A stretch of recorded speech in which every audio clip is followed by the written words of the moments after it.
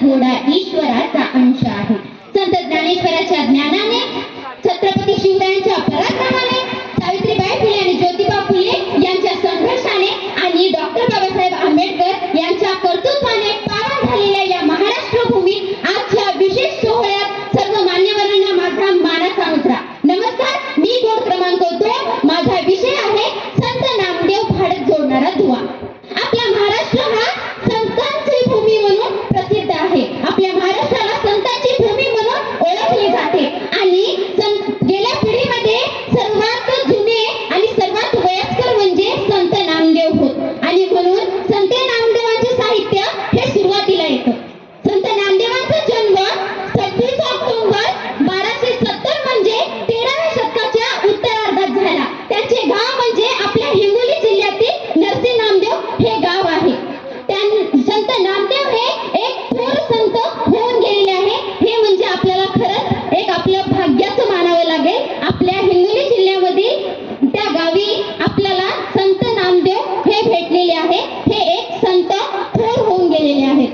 गुरु नानक, शीख पंथाचे गुरु नानक यांनी नाममात्म्याची रचना सुद्धा संत नामदेवांकडूनच घेतलेली आहे. संत नामदेव हे त्यांचा व्यापार हा शिंप्यांचा होता. त्यांचा व्यवसाय शिंप्यांचा होता. म्हणून संत नामदेव असं सांगतात, शिंपयाची कुळी जन्म माझा झाला, शिंपयाची कुळी जन्म माझा झाला, परी जीव गुंतला सदाशिवी. माझा जन्म हा शिंप्या कुळी झाला असला तरी माझा जीव मात्र परमेश्वरातच गुंतलेला आहे. संत नामदेवांनी भारत यात्रा ही केलेली आहे.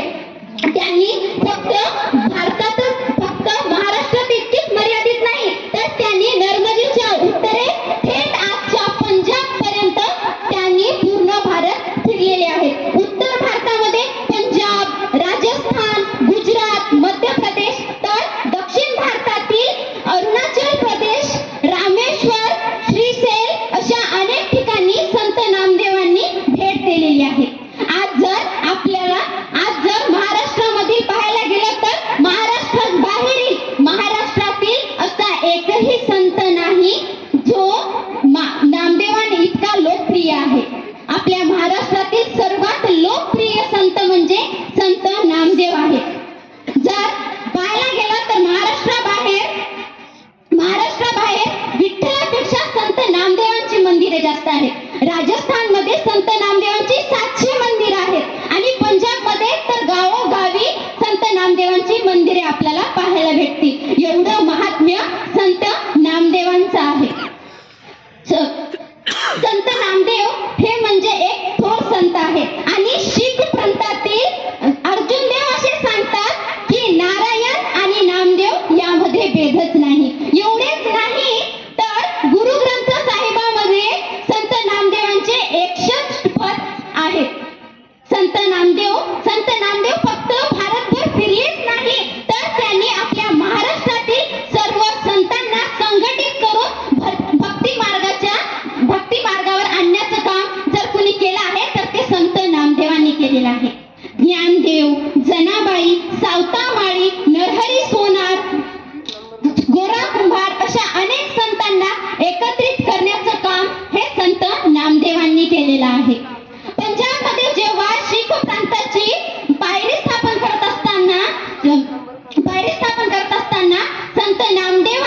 संत नामदेवांनी तिथल्या जाट म्हणजे तेथील शेतकरी, तेली, सुतार अशा अनेक जातीच्या लोकांना एकत्रित करून शीख पंथाला प्रेरणा दिलेली आहे.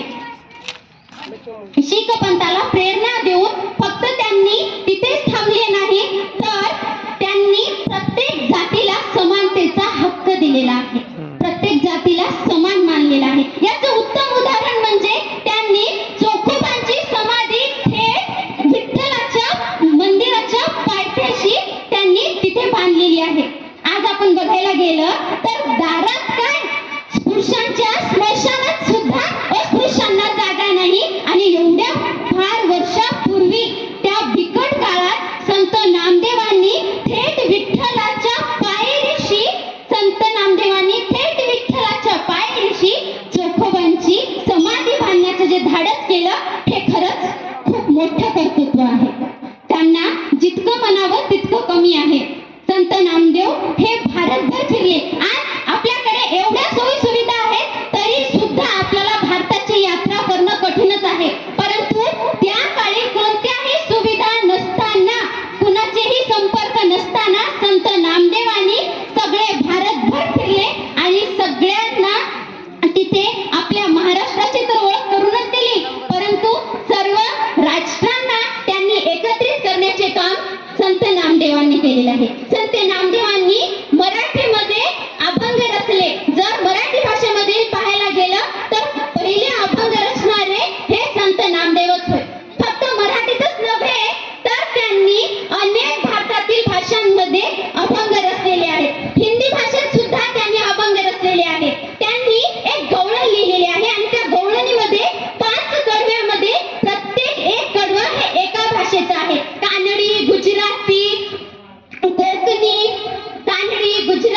कोकणी आणि सर्वात क्रांतिकारी विचार म्हणजे त्यातील एक भाषा ही मुसलमानी सुद्धा आहे. म्हणजे कानडी, गुजराती, कोकणी ह्या भाषा तर त्यांना येतच होत्या, परंतु त्यांनी उर्दू भाषेत सुद्धा एक कडवं लिहिलेलं आहे.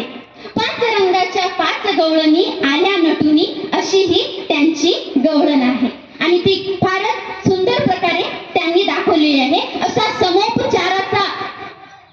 समोपचाराचा संदेश देणारे म्हणजे संत नामदेव होत. संत नामदेवांनी सर्व संतांना, सर्व राष्ट्रांना एकत्रित केल्याचे काम त्यांनी केलेले आहे. म्हणून त्यांना संत नामदेवांना भारत जोडणारा दुवा असे आपण म्हणतो. आज जर आपण बाहेर राष्ट्रामध्ये, पंजाबमध्ये कुठे गेलो तर हिंगोली जिल्ह्यातील आपल्याला सर्वजण तिथे मान सन्मान देतात. झाली लोटांगिरी वंदिन चरण डोळ्याने पाहे